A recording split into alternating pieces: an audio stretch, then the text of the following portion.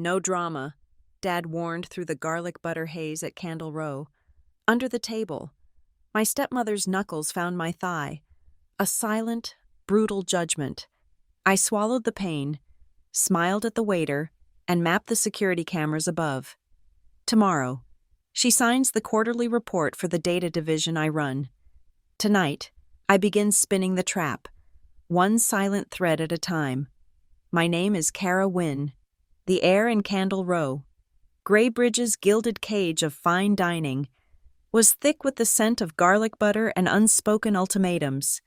It was a place designed for silence, where the rhythmic clink of silver on porcelain served as a metronome for carefully curated conversations.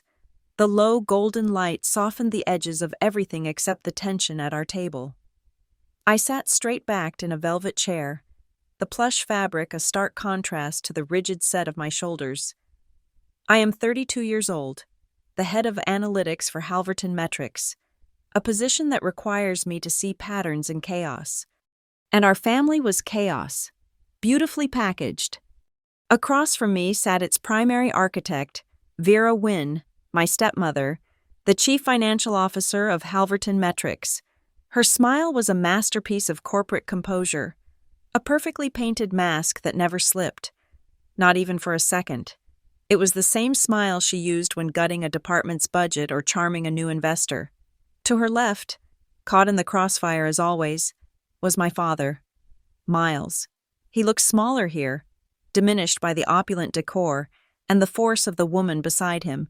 He fiddled with the stem of his wine glass, his gaze flitting between us, desperate for an armistice that would never come. He raised his glass, the crystal catching the light. "To family," he said, his voice a little too loud, a little too hopeful. He looked directly at me, his eyes pleading. "No drama, please, just for one night." The words hung in the air, a command disguised as a request. It wasn't a plea for peace. It was the sound of a key turning in a lock, trapping me in the room with my tormentor. No drama, as if I were the one who brought the storm.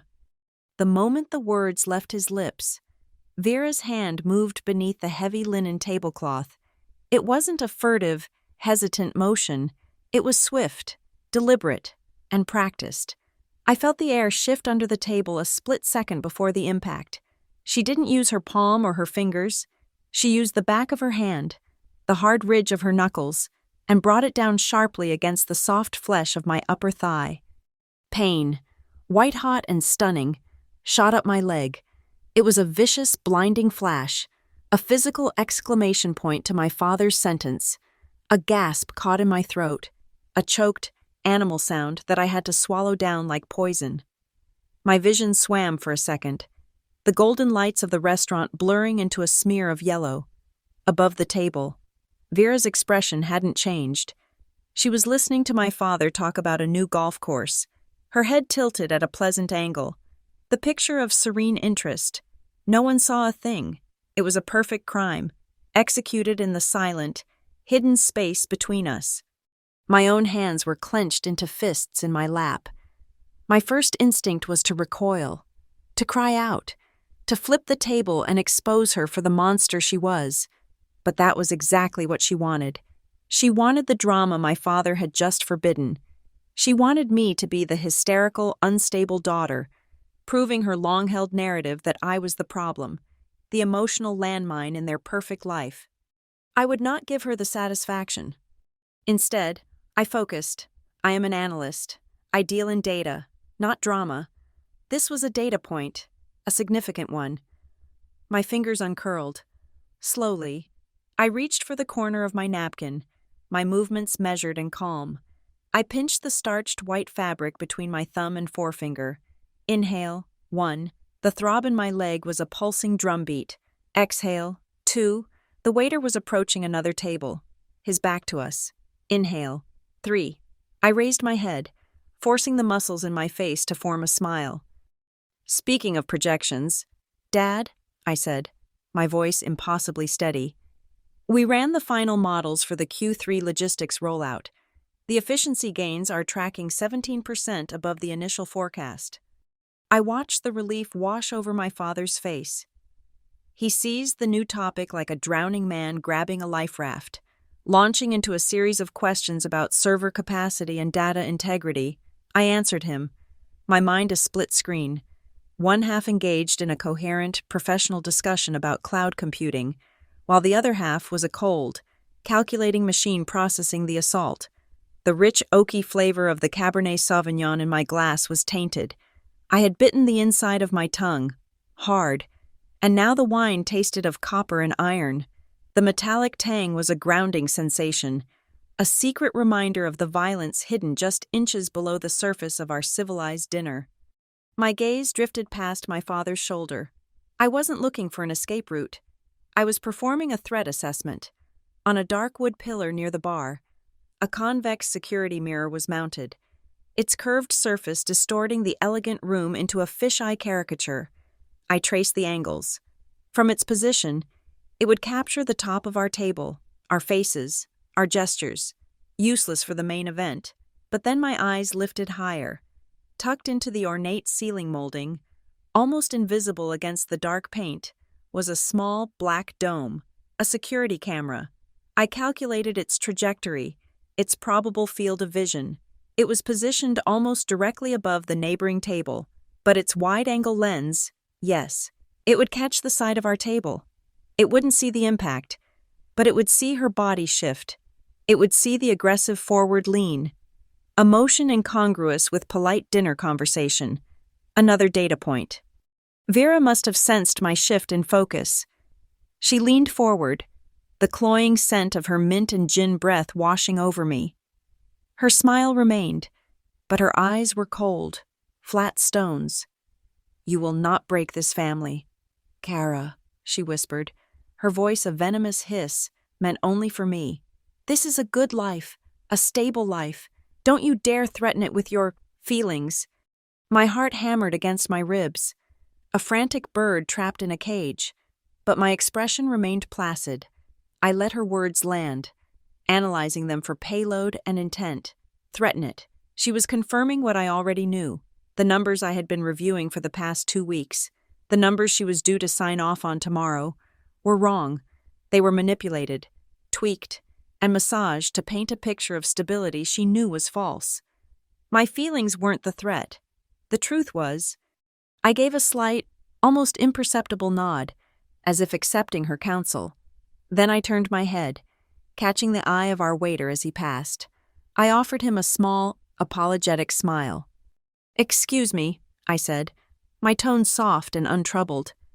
"This is a bit embarrassing, but my new shoes are rubbing terribly. Would it be too much trouble to ask if you have a Band-Aid in your first aid kit?" The waiter, a young man with a name tag that read Leo, looked concerned. "Of course, ma'am. Not a problem at all. I'll be right back with one." He hurried off. Vera stared at me, her eyes narrowing. She couldn't object. It was a perfectly reasonable, utterly mundane request. But we both knew what I had just done. I had created a marker. I had summoned an impartial witness. Leo would remember the request. He would remember the time, the table, the woman with the shoe problem. He was now, unwittingly, a part of my documentation. He was an anchor in the timeline. The rest of the dinner passed in a blur of forced pleasantries. The throbbing in my leg subsided into a dull, deep ache, a physical manifestation of the lie we were all living. When the check finally came, presented in a small leather folio, my father reached for it, but I was faster. "My treat," I said, placing my corporate card on the tray. As the waiter walked away, I discreetly took out my phone. Under the guise of checking a message, I opened the camera. I didn't just photograph the bill. I angled the phone slightly, ensuring that the ornate, gold-faced clock on the restaurant's far wall was visible in the top corner of the frame. 8:47 p.m. I captured the itemized list, the total, the restaurant's name and address, and the precise time. Data, clean, irrefutable data. When the waiter returned with the credit card slip, I signed it. Then, as I gathered my things, my fingers brushed against the small clutch I carried. I reached inside and pulled out a single, dark metal bobby pin. With a movement that looked like a casual adjustment of my hair, I slipped the pin from my fingers and used it to clip the folded, time-stamped receipt. The sharp point of the pin felt like a weapon, a promise. It wasn't just holding a piece of paper, it was the first pin in a carefully constructed trap. The dinner was over. My work was just beginning. Back in the sterile silence of my apartment, I peeled off my trousers under the harsh glare of the bathroom light. The bruise was already blooming on my thigh, a mottled, ugly flower of purple and deep red. It was a physical receipt for the evening's transactions. I traced its outline with a single finger, the skin tender and hot. This mark was the nexus, the point where the two halves of my life, the Wynn family and Halverton metrics, collided in a painful, undeniable reality. My father, Miles, married Vera 7 years after my mother's death. I remember the day he told me. We were in the old house, the one that still smelled faintly of my mother's jasmine perfume, a scent that was fading year by year. He'd presented Vera not as a replacement, but as a partner for this next chapter. It was a neat, corporate turn of phrase. It was also, coincidentally, the exact moment Halverton Metrics, his legacy, was pivoting. The company, once a staid consulting firm, was launching a massive expansion into data analytics. Vera, with her razor-sharp financial acumen and an MBA from a school he respected, was the perfect partner for that chapter. 2. She was a 2-for-1 deal. A new wife and a new CFO, the family and the company, merged in a single, strategic acquisition. She was the one who suggested I join the company full-time. I had been working as a freelance data consultant, and she framed it as a favor, a way to bring me into the fold. "We need your brain, Kara," she'd said, her hand resting on my arm with a warmth that never reached her eyes. "Your father and I want you to have a real stake in this." It sounded like an invitation. It was a leash. She gave me the title, The Office with a View, and just enough resources to be effective, but not enough to be a threat. Every achievement was met with praise that doubled as a cage. "Kara is brilliant with the raw data," she'd tell the board. "Her focus is just incredible. She's not one for the big-picture politics, of course, but her technical skills are an invaluable asset in her department." In one breath, she built me up and boxed me in, defining my ceiling as the head of analytics, forever a technician, never a strategist. Our family dinners became extensions of the boardroom, governed by a single, ludicrous rule: no talking about work. It was a rule Vera enforced with the cheerful tyranny of a kindergarten teacher. Yet, work was the only thing we were ever talking about. It was there in the way my father asked about my projects, a deliberate downplaying of my role. It was there in the way Vera's eyes would scan my face as she discussed market trends, gauging my reactions, searching for any hint that I knew what she was doing. We didn't talk numbers, but every glance was an audit, every polite question a calculation of leverage and shares. We were a family held together not by love, but by a shareholder agreement, a family whose central hinge was rusted with secrets. The first secret I uncovered wasn't in a hushed conversation. It was in the data. Data doesn't lie, but people use it to. 3 months ago, I noticed an anomaly, a pattern. Halverton's accounts receivable turnover was speeding up unnaturally toward the end of each quarter. The reconciliation cycle, the time it took to match payments received with invoices issued, was being compressed from a standard 30 days down to 15, then 10, then, in the last week of the quarter, 5. It was like watching a runner, about to miss their target time, suddenly break into an impossible sprint for the last 100 meters. It didn't make sense. Our clients weren't paying faster. Our collection methods hadn't changed. I dug deeper, working after hours, running queries on isolated servers. The pattern was clear. Vera was directing the junior finance team to prematurely mark invoices as reconciled, pushing unresolved discrepancies and potential shortfalls into the first week of the next quarter. It was a shell game on a corporate scale. It artificially inflated the current quarter's cash flow, making the company look healthier, more liquid, more stable than it actually was. It was just enough to meet the ambitious dividend targets Vera herself had promised the board. My father, of course, saw none of this. He only saw Vera's presentations. They were things of beauty, clean, minimalist slides with bold, upward trending graphs and concise, confident bullet points. She spoke in a language he understood: growth, stability, shareholder value.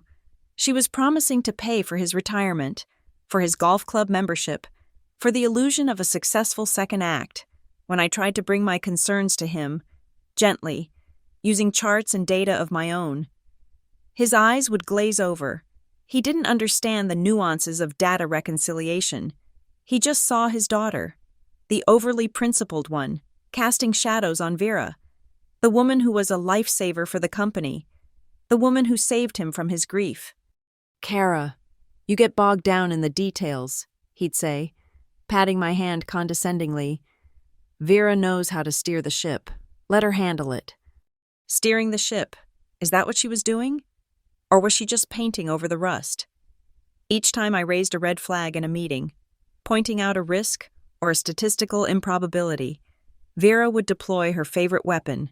She would give me a patient, pitying look and say, "Thank you, Kara. It's important we consider all perspectives, even when they come from an emotional blind spot." She weaponized my grief for my mother, my position as the lone daughter, turning my professional concern into a psychological flaw. In her narrative, I wasn't an analyst doing my job. I was a wounded child acting out, unable to accept the new, successful woman in my father's life. And the board, comprised mostly of men from my father's generation, nodded along. It was a story they could understand far better than the complexities of a balance sheet. So I stopped talking. I learned to listen. I became a vault. I watched. I gathered. I cross-referenced. I saw the fear in the eyes of the young accountants Vera would berate in the hallway. I noted the private email chains that were suddenly deleted. I archived every directive, every memo, every adjusted forecast. I built a case in the silent server logs of my mind, never giving her a reaction she could use against me. I smiled at the family dinners, passed the salt, and absorbed everything. The pressure built, month after month, a silent, screaming weight inside me. Tonight, the bruise on my thigh felt like a key turning in the lock of that vault. The physical pain cut through the layers of strategic silence I had built around myself. Her violence wasn't just a loss of control, it was a confirmation. It was the same methodology she used at the office. Apply pressure in a hidden, deniable way to force compliance. The strike under the table was the same as the pressure she put on the finance team to cook the books. It was about dominance. It was about silencing dissent through fear. And in that flash of pain, everything aligned: the forged numbers, the condescending remarks, the public praise that was private poison, the years of quiet manipulation. It all snapped into a single, coherent picture. She hit me tonight because she knows I'm close to the truth about the quarterly report. She hit me to remind me of the consequences of creating drama, but she made a mistake. She provided a new, tangible piece of evidence. She connected her corporate fraud directly to her personal cruelty in a way that could be documented, timed, and witnessed. I stood up from the toilet lid, the cool air a balm on my hot skin. I walked back into my bedroom and picked up the receipt from my nightstand. Still clipped with the bobby pin, 8:47 p.m., the exact timestamp of her physical assault was also, I was willing to bet, within the window of the final, fraudulent entries being made in the company's ERP system.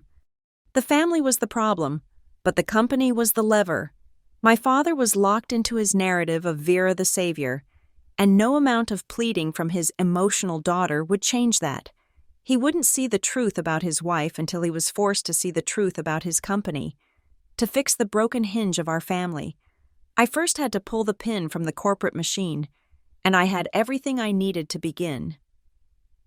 The Monday after the dinner at Candle Row, the air at Halverton Metrics was different. It was thin, charged with a low-grade static you could feel on your skin, or maybe it was just me. The quarterly reporting deadline was a week away, and the entire building was holding its breath. Our enterprise resource planning system, the digital heart of the company, was having palpitations. Its logs, which were usually a steady, predictable stream of entries, had become a frantic, stuttering mess. I watched the live feed on a secondary monitor, a cascade of timestamps and user IDs scrolling past. It was a digital fever chart, and the patient was crashing. Dozens of manual overrides, journal entries reposted with fractional changes, access permissions to revenue folders granted and then revoked minutes later. The edits were happening after hours, clustered between 10 p.m. and 3 a.m., a time when the building was a ghost town. It was the digital equivalent of someone frantically wiping down a crime scene, leaving more smudges than they cleaned. Then I saw it, a ghost in the machine, a new sales contract, ID code 7B441, materialized in the revenue pipeline late on Friday night. Client name, Northvale Pilot. Value, a very convenient $2.8 million, just enough to plug the projected Q3 revenue gap I had flagged a month ago. It was a beautiful, tidy solution, too tidy. I ran a cross-check against our CRM database and the legal department's contract registry. Nothing. Northvale Pilot didn't exist in any official capacity. It was a phantom. I watched its data trail for an hour. Then, just as suddenly as it appeared, it vanished. A user with high-level financial clearance, a clearance level only Vera and two of her most trusted lieutenants possessed, deleted the entry, but they were sloppy. They deleted the record, but the system's primary log had already captured its temporary existence. It was a footprint left in wet cement. The next morning, an automated email notification popped up in my inbox. It was from the legal department, a standard quarterly reminder sent to all department heads about SOX compliance and the legal ramifications of certifying inaccurate financial statements. It was boilerplate, but it was a reminder of the rules. 2 hours later, a follow-up email arrived from the head of legal's assistant. Disregard previous notification. Further guidance will be issued following the senior management strategic meeting this afternoon. Vera was quarantining the truth, using a meaningless strategic meeting as a firewall to stop even the most routine procedural warnings from reaching the people who needed to hear them. At precisely 11 a.m., she called me to her office. Her corner suite was a study in minimalist power, white orchids, brushed steel, and a panoramic view of Greybridge. She didn't ask me to sit. She remained behind her massive desk, a queen on her throne. "Kara," she began, her voice smooth as polished glass. "The preliminary Q3 numbers are looking very strong. A real turnaround." She slid a single sheet of paper across the desk. It was a summary page. The top-line figures for revenue, profit, and loss. The numbers were clean, optimistic, and utterly fraudulent. "I want you to walk the board through your department's contribution to this success in the Monday meeting. Focus on the new client acquisition metrics and the efficiency gains." She was handing me the script. She wasn't just asking me to be complicit. She was asking me to be the presenter, the face of her fiction. My analytics would be the foundation of her lie. My credibility would be the shield for her crime. I kept my expression neutral. "This is an impressive summary, Vera. To build the proper narrative for the board, I'll need the full raw data sets these figures were derived from. I want to trace the story of the numbers from the ground up." A flicker of something, annoyance perhaps, passed through her eyes before being replaced by that familiar, patient smile. "Of course, I'll have my assistant send you the consolidated file." An hour later, the file arrived. It wasn't raw data. It was a prepackaged, heavily processed Excel workbook. Every cell was locked. Every formula was hidden. It was a black box, designed to be presented, not interrogated. I ran a permissions check. The file was read-only, and the digital rights management was watermarked with Vera's own user ID. She had given me a stone tablet and called it data. My next stop was the internal security logs. As a department head, I had clearance to review access protocols for my own team, but a few well-placed queries could paint a much larger picture. I looked for after-hours building access and network logins. There they were, 3 distinct sessions logged from the desktop computer of Maya, Vera's executive assistant. The login times were 11:17 p.m., 1:42 a.m., and 3:08 a.m. on 3 separate nights over the past week. Maya was a 9-to-5er with 2 young kids at home. She wouldn't be in the office at 3 a.m. rerunning revenue reports unless she was ordered to be, and she wouldn't be using her own computer. She'd be using it as a proxy, a deniable cutout, to perform tasks Vera didn't want traced back to her own credentials. The final piece clicked into place that afternoon. I saw Mark, the head of internal audit, by the coffee machine. He looked exhausted. "Rough week?" I asked. He sighed, rubbing his eyes. "You have no idea. Vera had us reschedule our entire Q3 pre-audit sequence, pushed it back 2 weeks. Something about a system migration that needed to be prioritized. First I've heard of it. Of course, she was kicking the watchdogs out of the house while she committed the burglary. A surprise system migration was the perfect corporate smokescreen. I went back to my desk and sat there for a long time. The low hum of the servers a constant drone. The pieces were all on the table. The phantom contract, the quarantined legal memo, the locked data file, the late-night logins, the delayed audit. It was a carefully orchestrated conspiracy, and Vera was about to make me its public narrator. I unconsciously reached down and my fingers found the tender, bruised flesh on my thigh. The dull ache was a jolt, a physical anchor in a sea of digital deception. It was the why behind the what. This wasn't just about financial regulations. It was about power. It was about her need to control the company, my father, and me. My decision solidified. I was done reacting. I was done being the principled, powerless daughter. This wasn't about correcting a spreadsheet anymore. It was about changing the entire power structure. It was about taking her system of control and turning it into a cage for her. My first move was to preserve the truth. I couldn't use the company network. Every action was logged. Instead, I exported the complete, unedited raw data stream from the analytics server, the real numbers, before Vera's team had started their late-night adjustments, onto a secured, encrypted USB drive. I needed a timestamp, an immutable, third-party verification of the date and time I had created this snapshot. The server clocks could be altered. I walked down to the basement-level employee cafeteria, a place Vera would never set foot in. The cashier was closing up. I bought a bottle of water and asked for a receipt. The dot matrix printer whirred and spat out a flimsy piece of paper with the time and date, 4:58 p.m. I went back to my office, placed the USB drive on the receipt, and took a high-resolution photo with my phone. Then, for good measure, I used the cafeteria's ancient receipt printer, the kind with a manual date stamp wheel, and stamped the date and time onto a label I affixed to the drive itself. It was an analog solution to a digital problem. As I was packing up to leave, my desk phone chimed. It was Jax, one of my senior data architects from the data warehouse team. He was brilliant, quiet, and deeply cynical about corporate management. "Hey, Kara," he said, his voice low. "Saw your query flags on the Northvale contract record. You're poking a bear. You know." "Just doing my due diligence, Jax." There was a pause. "Yeah, well, due diligence on that project is a good way to get your permissions revoked. Listen, if you're looking for things that can't be deleted from a log, don't just look at the data servers. The data servers are their house. Look at the front door." "What do you mean?"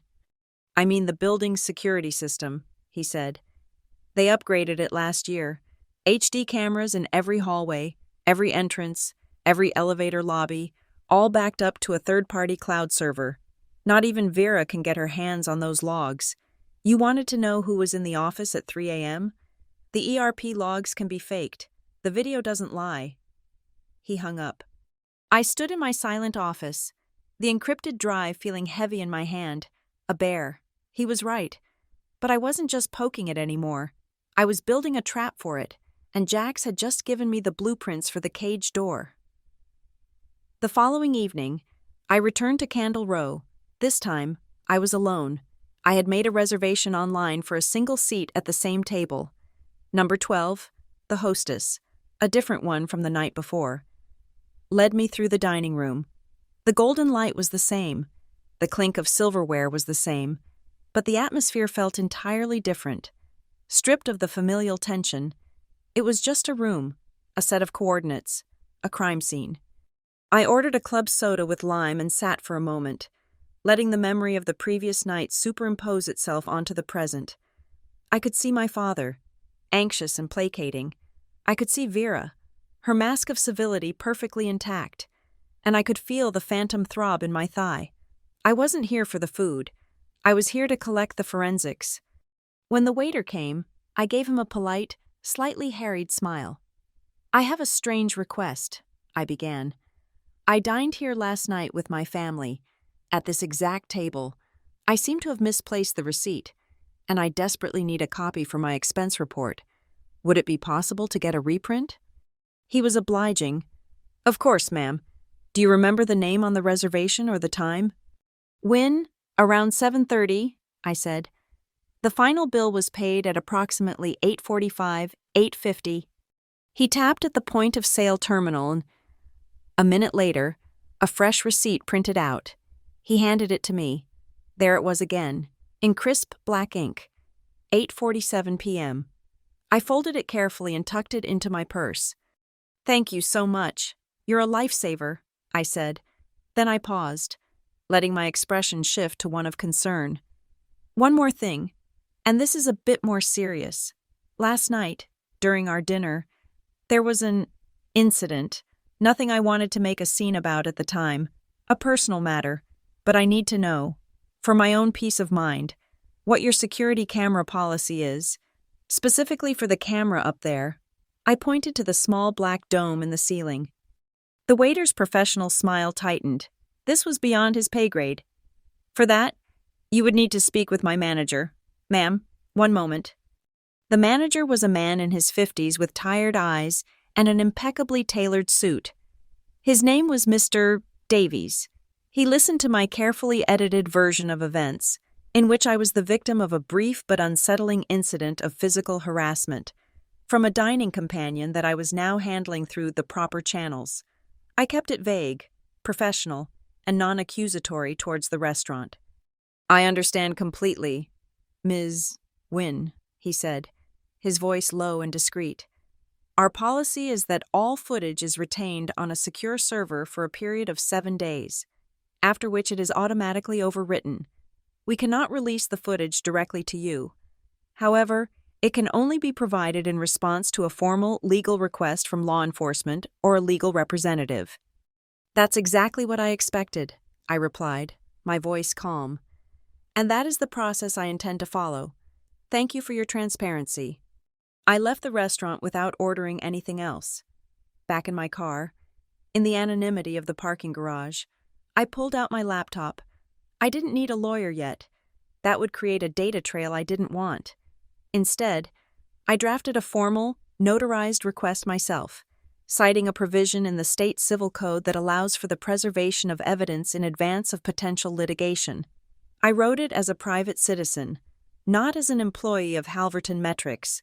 I stated the date, the time, and the location, and formally requested the preservation and extraction of all video data from camera C7, the one I had identified, for the period between 8:30 p.m. and 9 o'clock p.m., citing a physical harassment incident, by sending it via a registered courier with a signature required. I was officially starting a chain of custody. The 7-day clock was no longer a threat. The evidence was now legally quarantined. That night, I assembled my case.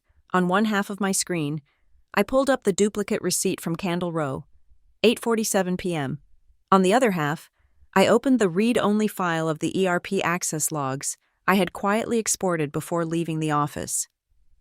My breath caught. There, in a tight, undeniable cluster, were the digital fingerprints of the fraud. 8:46 p.m. User M. Assistant. Maya's proxy login. Accesses Q3 revenue ledger. 8:48 p.m. User M. Assistant manually overrides invoice reconciliation protocol for client batch 7. 8:48 p.m. User M. Assistant posts a non-standard journal entry to the Northvale Pilot Ghost account, backdating it by 2 weeks. 8:49 p.m. User M, assistant deletes the entry. The correlation was perfect. The strike under the table, the physical act of intimidation, had happened at the exact moment the digital crime was being committed. Vera hadn't just been having dinner. She had been sitting there, smiling at my father, while simultaneously overseeing a multi-million-dollar fraud and physically assaulting me to ensure my silence. The two events were not coincidental. They were symbiotic. One was the motive, the other was the enforcement. The next day, I received a call from Mr. Davies. My formal request had arrived. He informed me that, as a courtesy before their legal team took over, he could allow me to view the relevant portion of the footage in his office to confirm its usefulness to my case. I was there in 20 minutes. The back office of Candle Row was a cramped, cluttered space that smelled of stale coffee. He played the clip on a small, grainy monitor. The angle was wide. Just as I had calculated, you couldn't see our faces clearly, but you could see the table. You could see the rhythm of the dinner. And then, at 8:47 p.m., you could see it. It was subtle, but it was there. Vera's right shoulder dipped sharply. Her upper body lurched forward an inch, a quick, aggressive motion completely at odds with the placid conversation. At the same moment, my body flinched, a barely perceptible tightening. It wasn't a clean shot of her hand hitting my leg, but the convex security mirror on the far pillar, the one I had noticed, caught a distorted, fisheye reflection of the space beneath our table. And in that warped reflection, you could see a pale shape, Vera's hand, dart across the dark space and make impact. It was a blur, a ghost of a movement, but it was undeniably there. It was the physical echo of the crime being committed in the ERP logs. I thanked Mr. Davies, my heart pounding with a cold, clear purpose. He promised the footage would be held securely. That night, I took out a new, blank external hard drive. It was a 2-terabyte solid-state drive, virgin and clean. I partitioned it, encrypting the main partition with a 256-bit AES protocol. The password was a meaningless string of 42 random characters that I committed to memory. I created a single folder on the drive. I named it The Needle Under the Napkin. Into this folder, I saved everything: the high-resolution photo of the original time-stamped receipt, the PDF of the duplicate receipt, the exported ERP logs, both the raw data and the access records, the video file from Candle Row, which my legal courier had picked up that afternoon, a copy of the notarized request itself. Then, I opened a blank text document and wrote my own statement. It was minimalist, clinical, and devoid of emotion. Incident report date of dinner. Time, approx. 8:47 p.m. Location, Candle Row Restaurant. Table 12. Parties present: Miles Wynn, Vera Wynn, Kara Wynn, witness, situational, Leo, last name unknown. Waiter, summary. At the time specified, Vera Wynn initiated unwanted and injurious physical contact with me beneath the table, out of sight of other patrons. Note: the incident occurred concurrently with unauthorized and fraudulent modifications being made to the Halverton Metrics Q3 financial ledger by a proxy user under her direct authority. That was it. I saved the document to the drive. My objective was solidifying in my mind. I wasn't going to sue her for assault. A civil suit would be messy, public, and would devolve into a he said, she said drama. The very thing my father feared. She would paint me as a vindictive stepdaughter. No, the goal wasn't to win a personal victory in a courtroom. The goal was to prove a pattern of behavior to a different kind of jury, the board of directors and their auditors. The goal was to demonstrate that Vera Wynn was a person who used coercion and intimidation, physical and psychological, to manipulate outcomes and conceal illicit activities. The bruise was my evidence of her methods. The ERP logs were the evidence of her crime. Together, they told a single, undeniable story. I now had the trap, fully constructed and baited. All the pieces were in place, but a trap is useless until the target steps into it. I ejected the hard drive, its small indicator light blinking off. I would wait. I would present her with the manipulated data she had given me. I would play the part of the compliant, beaten-down daughter, and I would wait for the inevitable moment when she would demand that I, as head of analytics, sign my name to a document, a report, a certification that attested to the validity of her deferred revenue figures. The moment her signature appeared on a document asking me to lie for her, the final latch on the trap would be set. Her own name, her own authority, would be the thing that snapped it shut. The week leading up to the Monday board meeting was a masterclass in controlled execution. I moved not like a daughter seeking revenge, but like a programmer building a system designed for a single, inevitable outcome. My grief and anger were compressed into fuel, powering a cold, logical engine of action. Every step was deliberate, every interaction a carefully placed line of code. My first task was to build the stage itself, not in the physical world, but in the digital one. I spent 2 days creating a new analytics dashboard. In reality, I created 2. They were digital twins, identical in every superficial way. The same clean interface, the same Halverton metrics branding, the same responsive graphs. They were a digital diptych, one a faithful reflection of reality, the other a carefully constructed fiction. The first dashboard was Vera's. I built it using the locked, manipulated data file she had sent me. The numbers were beautiful. Revenue was up 12% quarter over quarter. Client acquisition costs were down. The efficiency gains I had mentioned at dinner were not just present, they were magnified. It was a perfect portrait of a healthy, thriving company. It was also a complete lie, and I built it with the meticulous care of a master forger. I linked every graph and every key performance indicator back to her corrupted source data.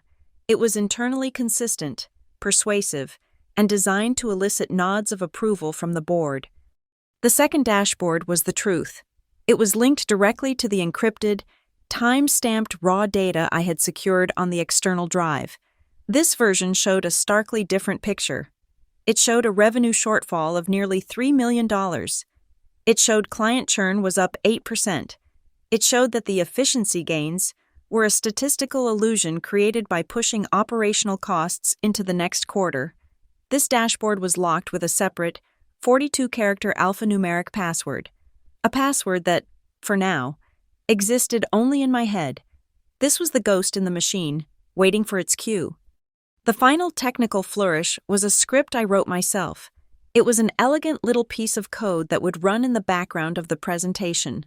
When activated, it would overlay a live, scrolling feed of the ERP access logs directly onto the screen, specifically, the logs from the previous week, highlighting every manual override, every after-hours entry, every deleted record. It was a digital snare, ready to be triggered. With the technical architecture in place, I moved to the human element. The system wouldn't run itself. It needed an operator, an independent authority who could validate the truth when it was revealed. There was only one person on the board I could trust, Lila Kane. She was the chair of the audit committee, a former SEC regulator who had been brought on to lend a veneer of unimpeachable integrity to the board after a minor scandal 5 years ago. She was in her 60s, with sharp, intelligent eyes that missed nothing, and a reputation for quiet competence and zero tolerance for corporate games. She didn't play favorites, and she owed no allegiance to my father or Vera. Her only allegiance was to the rules. I couldn't approach her officially.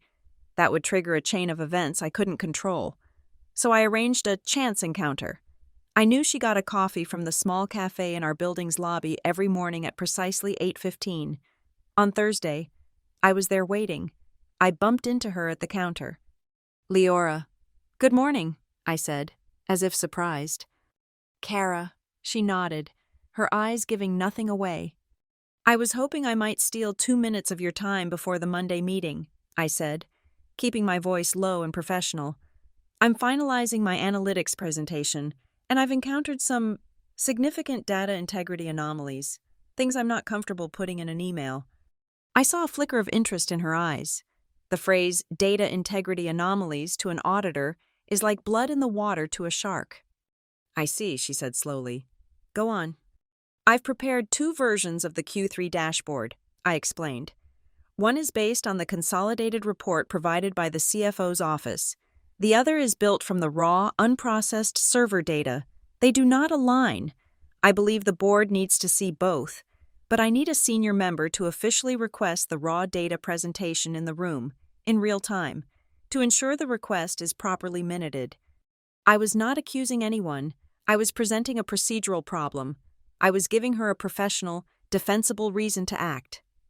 She looked at me for a long moment, her gaze analytical, searching. "And why are you coming to me with this, Kara, and not your father or Ms. Wynne?" "Because you are the chair of the audit committee," I replied without hesitation. "This falls squarely within your purview. My only concern is that the board is presented with accurate and verifiable data." She gave a small, almost imperceptible nod. "I will be at the meeting. How will I know when you require me to make this request?" This was the moment. "When the coffee service comes in," I said. "The waiter is a young man, a little clumsy. His tie is always crooked. When you see me step forward and straighten his tie, that will be the signal. I will then need you to formally ask me to display the secondary, password-protected data set for the committee's review." She stared at me. The request was bizarre, theatrical, but she understood its purpose immediately. It was a silent, deniable communication, an action that could not be misconstrued as collusion later. It was a signal that I had incontrovertible proof and was ready to proceed. "I will be watching the coffee service with great interest, Kara," she said, and with that, she picked up her espresso and walked away. The alliance was formed.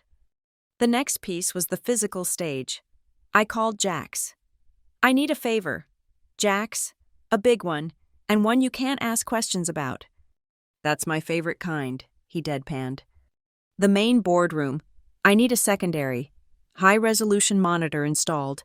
It needs to be independently wired to the presentation console, but completely hidden from view until it's activated." "You're planning a magic show," he said. It wasn't a question. "Something like that. Can you do it?" "Behind the mahogany panel to the right of the main screen," he said instantly. "It's hollow. Maintenance uses it to access the wiring. I can mount a 40-inch display in there. No one will ever know it's there until you switch the input." He did the work on Saturday, when the building was empty. He sent me a single text when he was done. Abracadabra. On Sunday afternoon, I prepared the final touches. I drafted the meeting invitation email. The subject line was a masterpiece of corporate banality. Q3 analytics review and forward projections. I sent it to all board members, CCing Vera and my father. It was so boring, so routine. Vera wouldn't give it a second thought. Then I prepared the folders, one for each of the 7 board members. Inside each, I placed the agenda, a copy of Vera's fraudulent summary report, and, as the very first page, a one-sheet document I had printed on high-quality bond paper. At the top, it read, "A summary of the Sarbanes-Oxley Act, 2002, Section 302, Corporate Responsibility for Financial Reports." It was a cold, factual reminder of their legal duties. It was a way to prime their minds, to set a subconscious standard of scrutiny before I even began to speak. Finally, I took out the high-resolution photo I had taken of the Candle Row receipt, the one with the restaurant's clock visible in the corner. I printed a single copy on photo paper. I didn't put it in every folder. I took the folder with my father's name, Miles Wynne, printed on the label. I opened it to the very last page, behind all the charts and summaries. I took a small paperclip and fastened the photo to that final page. It was a message meant only for him, a quiet, brutal piece of evidence that would connect the corporate lie to the family betrayal. I placed the 7 folders in my briefcase. My encrypted hard drive was in a hidden pocket. Leora Kane was primed. Jax's hidden monitor was waiting. The dashboards were calibrated. The live feed script was embedded. The trap was no longer a plan. It was a finished machine, oiled and silent. Everything was ready for Monday morning. A machine, no matter how well designed, is useless without power. My plan, my digital trap, was a beautiful piece of engineering, but it was inert. To give it life, I needed a current of human truth. I had the what. Now I needed the who. I spent the Friday before the board meeting gathering the scattered, suppressed voices of Halverton metrics, turning their silent fear into a synchronized chorus of testimony. My first stop was the third-floor finance department, specifically the cluster of cubicles known as the bullpen. This was where the junior accountants worked, the ones fresh out of college who were still paying off student loans and too terrified of Vera to question her directives.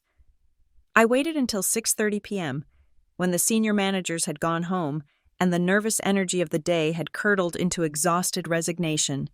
I found 3 of them huddled around a single monitor, their faces pale in the fluorescent light. They were checking and rechecking a set of figures, their movements jumpy and uncertain. I didn't approach them with a threat or a promise of immunity. I didn't mention Vera's name. I walked over, leaned against the partition of their cubicle, and waited for them to notice me, when one of them, a young man named Kevin, finally looked up, his eyes wide with alarm. I asked a single, quiet question. "Do you want to sleep at night?"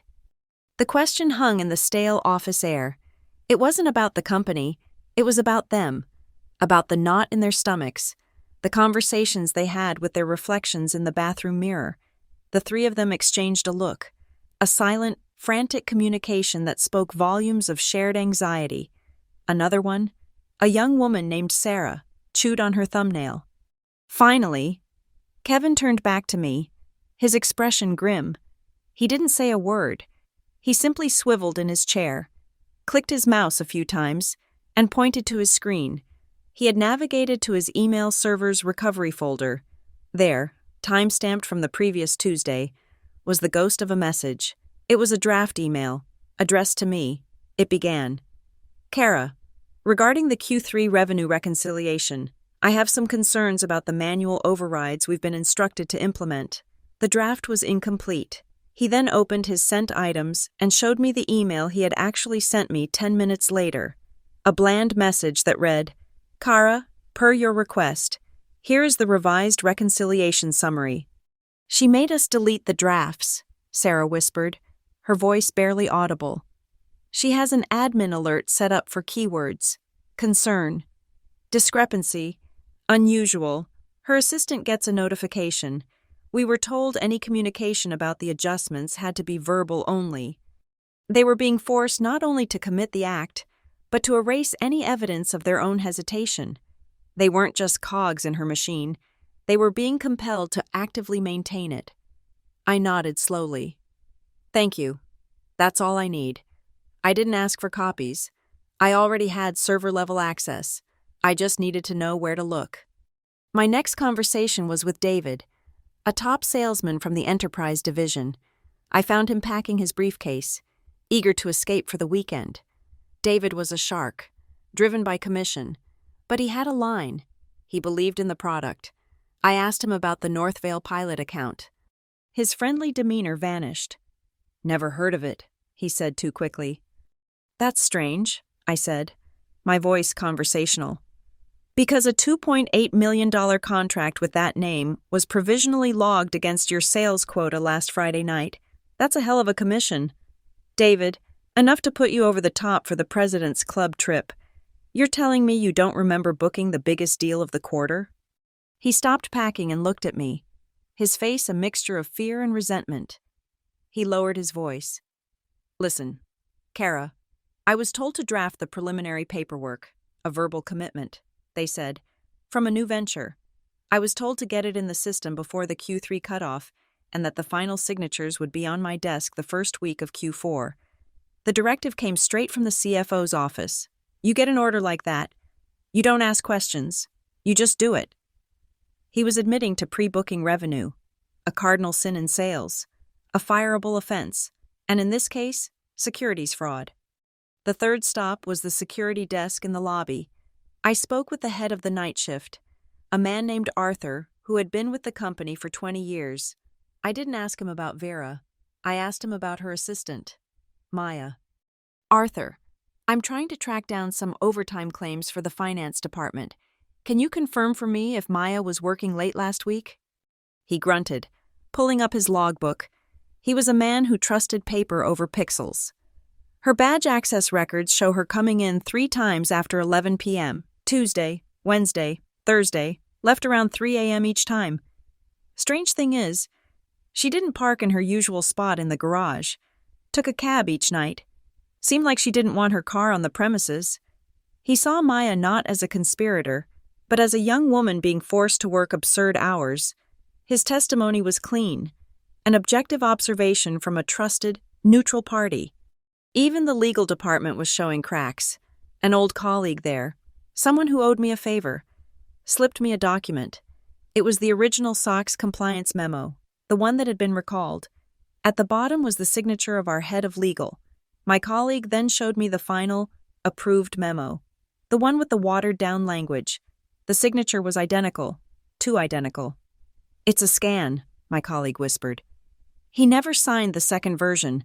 They cut his signature from the first memo and pasted it onto the second. He's furious.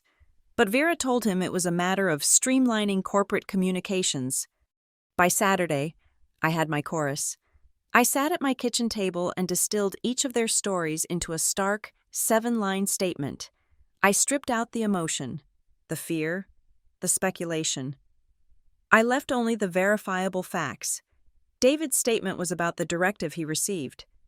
Sarah's was about the protocol for deleting drafts. Arthur's was about badge access times and taxi receipts. Each statement was a single, precisely cut gear. Statement of David Miller, sales executive. On the Friday preceding the end of Q3, I was given a verbal directive from the CFO's office. I was instructed to create a provisional record for a new contract. Under the client name, Northvale Pilot, the stated value was $2.8 million. I was told the final contract would be signed in Q4, but the revenue was to be logged against my Q3 quota. I did this for each of them.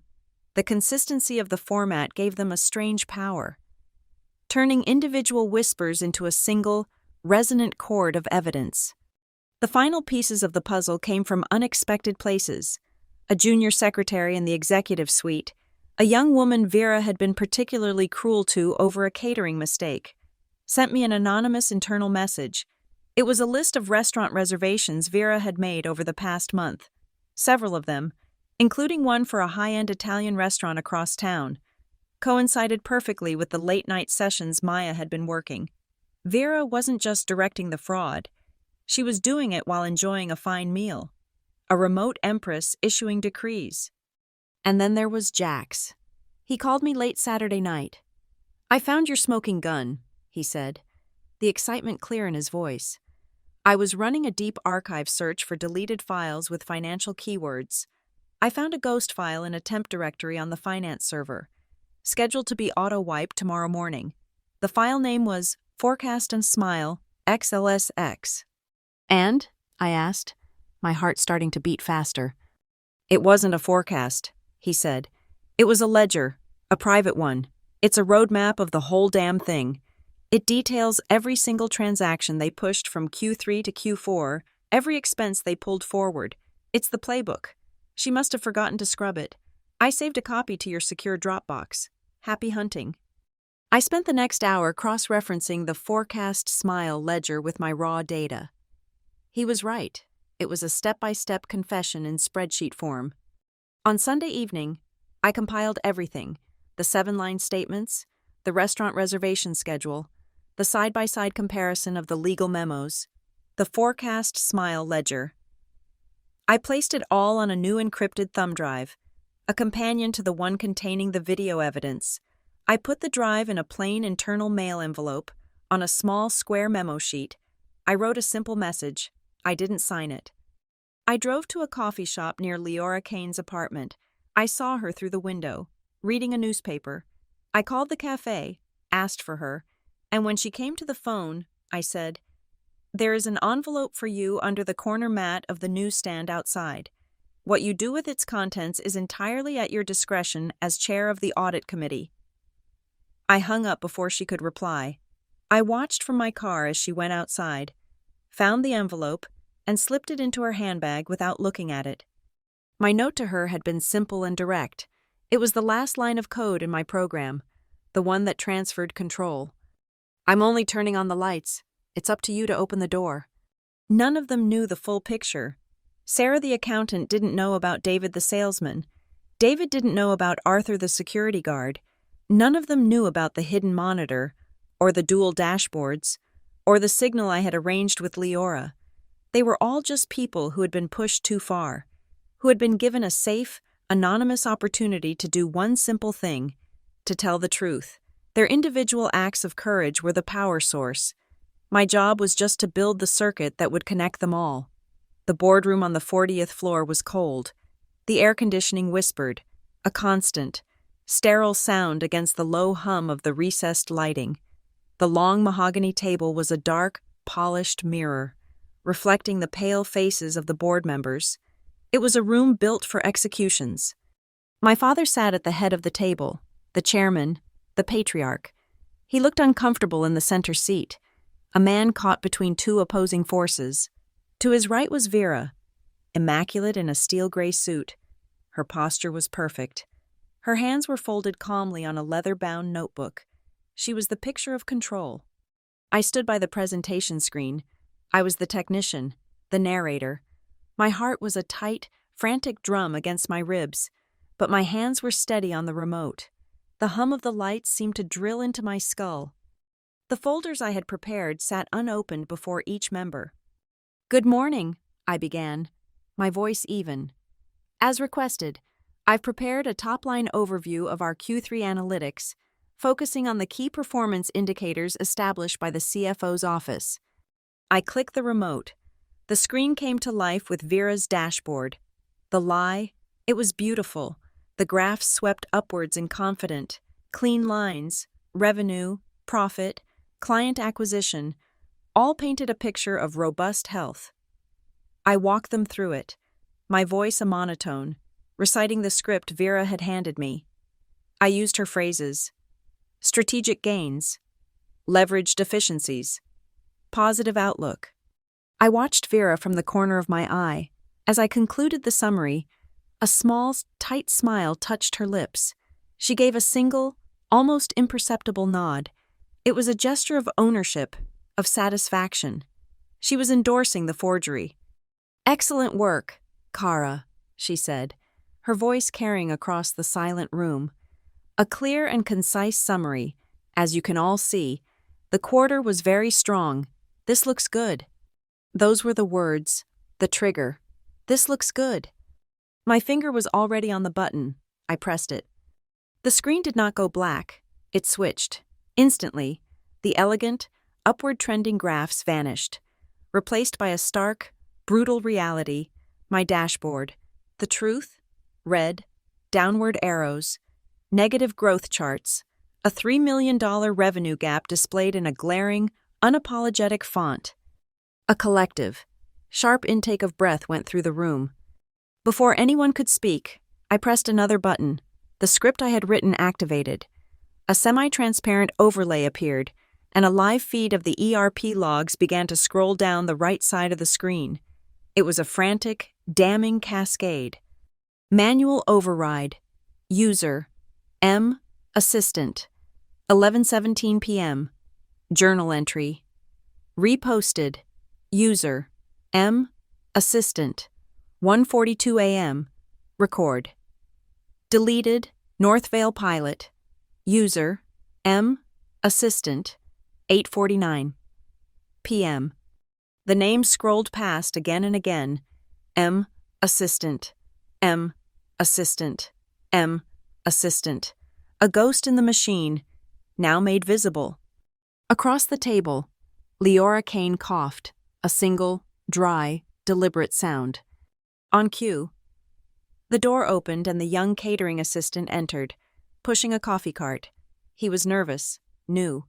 As he moved past me to serve my father, I saw it. His tie was askew, just as it always was. I took one step forward. The room was watching me. He froze as I reached out and, with two precise movements, straightened the knot of his tie. I gave him a small, reassuring nod. He flushed and moved on. The signal was sent. I turned back to the screen and pressed one more button. A new element appeared in the bottom left corner. It was a still image. The photograph of the Candle Row receipt. The timestamp was clear. stark against the white paper. 8:47 p.m. It sat directly beside the log entry for the deleted Northvale contract, time-stamped 8:49 p.m. The two moments, the two crimes, were now visually welded together. Vera laughed. It was a sharp, brittle sound. "This is absurd," she said, looking around the table for support. "A technical glitch and a dinner receipt? Kara, what is this? A coincidence is not a conspiracy." I did not answer her. I didn't look at her. I looked at the screen. My thumb pressed the final button on the remote. The picture-in-picture window changed from the static photo of the receipt to a video file. It was grainy, shot from a high angle, the perspective distorted by the convex security mirror. There was no audio. It showed only a 10-second loop, a woman's shoulder dipping aggressively, a younger woman's body flinching, and in the warped reflection of the space under the table, a pale hand moving in a swift, brutal arc. The loop played, again and again, a silent, endlessly repeating act of violence. No one spoke. The only sounds were the whisper of the air conditioning and the soft click of the video file resetting its loop. Then, I heard a rustle of paper. I looked at my father. His face was ashen. He had finally, prompted by the image of the restaurant, flipped to the last page of his folder. His hand, the one that held the corner of the page, was trembling violently. He was staring down at the glossy photograph of the receipt I had clipped there for him, his personal copy. The silence stretched, becoming a tangible, heavy thing. It was broken by a voice, not Leora's. It was Robert Caldwell, the oldest member of the board, a man who rarely spoke. His voice was quiet, but it cut through the room like a razor. He wasn't looking at me or at Vera. He was looking at the screen, at the endlessly looping video and the damning logs beside it. "Ms. Wynne," he said, his voice cold with a sort of academic curiosity. "Can you provide the board with any rational business reason for striking your stepdaughter and fraudulently altering the company's financial records at precisely the same time?" The question landed. The two halves of the crime were fused into a single, unanswerable accusation. Vera opened her mouth to speak, but no sound came out. The silence that followed was different. It was not empty. It was vast and deep. It was the sound of a foundation cracking. It was the sound of everything coming to an end. The silence was the verdict. Robert Caldwell's question hung in the refrigerated air of the boardroom, unanswered. It was a perfect, clinical vivisection of Vera's actions, leaving no room for interpretation. In the thick, humming silence that followed, Leora Kane placed her hands flat on the polished mahogany. She was no longer just a board member. She was the chair of the audit committee, and the room was now her jurisdiction. "I believe this meeting should be temporarily suspended," she said, her voice a calm, anchoring force in the chaos. "I move to table a motion for the immediate formation of a special committee to be comprised of independent board members, to oversee a comprehensive third-party forensic audit of the company's Q3 financial statements." The words were a formal declaration of war. A forensic audit was not a review. It was an inquest. Vera finally found her voice. It was strained, a high-wire act of composure over a chasm of panic. "A special audit? Leora, that's a gross overreaction. It's completely unnecessary. We're talking about minor procedural discrepancies. The Northvale revenue stream, for instance, is a perfectly legitimate verbal commitment. The only issue is that it wasn't recorded according to standard protocol, an error in judgment by an overeager sales team that I was in the process of rectifying. It was a fatal mistake. She had given the phantom a name. Leora's gaze did not waver from Vera. "The Northvale revenue stream," she repeated, the words toneless. She then shifted her attention to the far end of the table, where the corporate secretary, a woman named Helen Albright, sat with her laptop, taking the minutes. "Helen, does the company have a contract on file for a client named Northvale Pilot?" Helen, a woman who had survived 3 CEOs by being impeccably correct and invisible, froze. Every eye in the room swiveled to her. She cleared her throat. "Yes, Ms. Kane, a preliminary contract was logged by the sales department last Friday. Vera shot a look of triumphant relief towards Leora. You see? As I said, a legitimate. However, Helen continued, her eyes fixed on her screen. The execution date listed on the contract is for next Tuesday. It is not, and has never been, a Q3 asset. The air was sucked from the room. Vera's justification had just been officially declared a lie by the keeper of the company's records. I chose that moment to move. I walked from the screen to the table, my heels clicking softly on the floor. I was carrying a single-page printout. I placed it in the center of the table, directly in front of Leora. This may be relevant to the committee's investigation, I said, my voice neutral. The document was a server log. It showed the recovered text of a draft email from a junior accountant, time-stamped from the previous week, expressing concern over manual overrides. It also showed that the draft was deleted and replaced 10 minutes later with a compliant, single-sentence message. It is one of 7 such examples, all following the same pattern: a documented concern, followed by its deletion, followed by compliance. This suggests a pattern of suppressing internal dissent regarding the financial reporting process. Leora looked at the printout, then back at Vera. The pretense of a simple disagreement was gone. This was now a matter of documented, systemic fraud. Before we proceed with any vote, Leora announced, her voice hardening, I believe it is imperative that we have independent counsel present to ensure all board actions are appropriate and legally sound. Helen, please connect us with Mr. Jennings at Covington and Burling immediately and activate the secure video conference line. I want his presence and advice officially minuted. A low murmur went through the room. Bringing in outside counsel was the final step before the abyss. It was the corporate equivalent of reading someone their Miranda rights. A moment later, the large screen at the far end of the room, which had been displaying the Halverton logo, flickered to life. The face of a severe-looking man in his late 50s appeared. This was Daniel Jennings, the company's external counsel, a man paid thousands of dollars an hour to keep board members out of prison. Mr. Jennings, Leora said without preamble, a situation has arisen requiring your immediate guidance. I have tabled a motion for an independent forensic audit based on evidence of material misrepresentation in our quarterly financials, presented by the head of analytics. There is also evidence suggesting a directive to falsify records and suppress internal controls.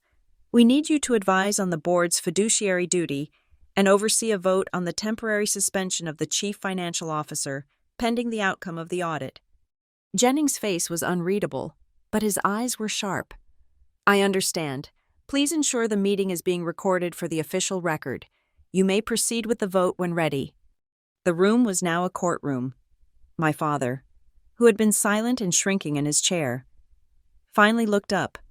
He looked from the screen with my dashboard, to the looping video of the assault, to the damning testimony of the corporate secretary, and finally, to his wife. His face was a wreck of confusion and betrayal. He cleared his throat, and the sound was like stones grinding together. Vera, he said, his voice hoarse, broken. I must ask you to leave the room, for the vote. It was the final, devastating blow. The request was a formality, but coming from him, it was a sentence. It was the chairman choosing the corporation over his wife. It was a father, finally, choosing to see. Vera stared at him, her mask of composure finally cracking. For a single, fleeting second, I saw the raw fury and panic in her eyes. She stood up, her chair scraping harshly against the floor. She didn't say a word. She turned and walked out of the boardroom, her back ramrod straight. The heavy door clicked shut behind her, a sound of absolute finality. Leora waited a beat. The motion is for the immediate, temporary, and paid suspension of CFO Vera Wynne from all duties and responsibilities. Pending the results of the special audit, all in favor? Leora's hand went up, then Robert Caldwell's, then 2 others. Then, after a heart-stopping pause, my father's hand rose, trembling, into the air. One by one, Every hand at the table went up. The vote was unanimous. "The motion carries," Leora said. "Let the record show the vote was 9-0 in favor." Vera's chair sat empty. It was a void at the head of the table, a sudden, shocking absence where power had been just minutes before. It looked like a coat that had slipped off its hanger, a hollow shape left behind. A tense, procedural silence followed as Leora and Jennings discussed the next steps: securing Vera's office, suspending her network access, drafting the formal notice. I spoke into that silence. "Ms. Kane," I said, and all heads turned to me. "I respectfully recommend that our next action be a matter of immediate and full disclosure. We have a legal and ethical obligation to inform our shareholders of this development. Any delay in communicating the launch of a special audit and the suspension of the CFO could be interpreted as withholding material information." I wasn't looking for revenge anymore. I was performing my duty. I was protecting the company, the one thing my mother and father had built, from the rot that had almost consumed it. Leora looked at me, a long, appraising gaze. Then she nodded. "I agree. Full transparency is our only path forward." She looked to the man in charge of investor relations, who was pale with shock. "Mr. Thompson, begin drafting a press release. State the facts only. The board has voted to initiate a special audit of Q3 results and has suspended the CFO pending its outcome. No speculation, no commentary." Thompson fumbled for his pen, already scribbling on a notepad. The machinery of corporate communication was cranking into gear, preparing to announce the coup to the world. I stepped back from the table, my part in the presentation over. I had not raised my voice. I had not offered a single moral judgment or personal accusation. I had simply turned on a light in a dark room and allowed the evidence to speak for itself. The numbers, the logs, and the video had done all the talking.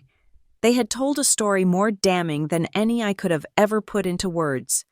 Just as Leora was instructing the investor relations head, the boardroom door was flung open. It didn't swing. It was thrown, crashing against the doorstop with a violent boom that made everyone flinch. Vera stood in the doorway. Her composure was gone, shattered. Her face was a mask of pure, unadulterated rage. Her carefully styled hair was slightly disheveled, and her eyes burned with a furious, desperate light. She was no longer a CFO. She was a cornered animal. "You will not do this," she snarled, her voice a low, dangerous weapon. She strode back into the room, planting her hands on the table, leaning forward as if to physically dominate the board. "This entire spectacle is a lie, a fabrication." Her burning gaze landed on me. "This is nothing more than a pathetic, vindictive fantasy concocted by a jealous child who could never accept her father moving on. She has hated me from day one. She has tried to sabotage me at every turn. And now she has manufactured this circus, to destroy me, to destroy this family." Her voice rose with each word, filling the room with raw, venomous accusation. My father flinched as if he'd been struck. A few board members shifted uncomfortably. This was the drama, the explosion she had always wanted to provoke from me. I remained perfectly still. I let her accusations hang in the air, letting their desperate, unhinged quality poison the atmosphere she was trying to create. I didn't look at her. I addressed the impassive face of Daniel Jennings on the screen. "Mr. Jennings," I said, and my voice was a blade of ice. "For the official record, Ms. Wynne is alleging this is a personal vendetta. There is one final piece of evidence that has not yet been played in its entirety. It addresses the nature of our professional relationship directly. With the committee's permission, I would like to play the final 30 seconds of the video file from Candle Row." Leora Kane gave a curt, sharp nod. "Proceed." I picked up the remote. Every eye was on me, then on the screen. Vera's tirade faltered, a flicker of uncertainty in her eyes. The looping, silent clip of the assault froze. I cued the full video to a point just after the waiter had left our table. I pressed play. This time, there was audio. The ambient sound of the restaurant was a low murmur, and then Vera's voice, a clear, venomous whisper cut through it. "You will not break this family. Kara, this is a good life, a stable life. Don't you dare threaten it with your feelings." The camera recorded my placid, non-responsive expression. It recorded me turning to call the waiter for a Band-Aid. And then, as the camera angle held, it captured the moment, the sharp dip of her shoulder, the aggressive lurch, the mirror's distorted reflection of her hand striking my thigh. The audio was clean. The action was undeniable. The threat and the assault, delivered as a single, cohesive act of enforcement. I stopped the video. No one needed to see it again. The story was complete. A terrible, choked sound came from the head of the table. My father pushed his chair back and stood up. His face was ravaged, his eyes fixed on the frozen image on the screen. His authority, which had been seeping away all morning, returned in a broken, terrible wave. He looked at Vera, truly looked at her for the first time, and the illusion that had sustained him for 7 years shattered. His voice was a raw, guttural rasp. No, drama. It was the same phrase he had used at the restaurant. Then, it had been a plea for me to be silent, a command to enable her. Now, it was an order for her to be gone. It was not a request. It was an ending. He turned his back on her, his movements stiff, agonized. He walked to where the corporate secretary, Helen, sat with the freshly printed minutes of the meeting, which included the resolution for Vera's suspension. He picked up the pen. His hand shook so badly he could barely hold it. He didn't look at Vera. He didn't look at the document. His eyes found me, and for the first time, his gaze dropped to my leg, to the place where he knew the bruise was hidden beneath the fabric of my trousers. His expression was one of absolute, soul-crushing shame. He signed the document, a single jagged stroke of ink. Leora Kane's voice cut through the tension, brisk and final. "Let the record show the chairman has executed the board's resolution. Helen, you will now begin the formal notification process to the Securities and Exchange Commission, as is required by law when launching a special audit under these circumstances." I walked to the head of the table. I took the encrypted external hard drive from my briefcase. I also took a single, sealed envelope. I placed them on the table in front of Leora. "This drive contains all the evidence I have presented and compiled," I said. "The envelope contains the encrypted passwords. I relinquish them now to the authority of the Special Audit Committee." The transfer was complete. The truth was no longer mine to protect. It was theirs to prosecute. Slowly, as if coming out of a trance, the board members began to stand. The scraping of their chairs against the floor was the only sound, a harsh, grating noise like a tide pulling back over stones. There was no applause. There were no congratulations. This was not a victory. It was a decontamination. Vera stood frozen for a moment, her face a blank canvas of shock. The fight had gone out of her. She looked at my father's back. She looked at the empty chair. Then, with a slow, deliberate movement, she reached up to the lapel of her suit jacket. She unclipped her corporate ID badge, the one that read, "Vera Wynne, Chief Financial Officer." She walked to the table and placed the badge on the polished wood. She set it down right beside the pen my father had just used to sign away her career. Then she turned, and without another word, without a single backward glance, she walked out of the boardroom. The heavy door clicked shut behind her, sealing the room in silence. My eyes fell on my briefcase. Inside was the napkin from Candle Row, the one I had used to scribble down the time, the first piece of my own personal evidence. I took it out. It was flimsy, already creased. I looked at it for a second. Then, with a single, sharp tear, I ripped it in half, then in half again. I walked over to the sleek, stainless steel trash receptacle by the door and dropped the pieces inside. At the exact moment the white paper fragments fluttered out of sight, my phone buzzed on the table. It was a company-wide email alert. The press release had just been sent. I walked through the silent boardroom, the ghost of Vera's fury still clinging to the air. The heavy glass door to the balcony slid open with a soft hiss, and I stepped out into the sky. 40 stories above Graybridge. The city was a grid of silent, frantic activity. Cars flowed like blood cells through concrete arteries. The wind was cool and sharp, carrying the metallic scent of impending rain. It whipped a strand of hair across my face, and I let it sting my cheek. It felt real. My phone, which I had placed on the balcony's railing, began to vibrate. It was a low, insistent buzz against the glass and steel. I glanced at the screen. The notification count on my email app was climbing at a dizzying rate. 127, 184, 253. It was the digital shockwave of the press release, the frantic clamor of a world reacting to a sudden shift in power. Analysts, journalists, terrified middle managers, all demanding answers, demanding a narrative. I watched the number climb past 300, a frantic, meaningless score.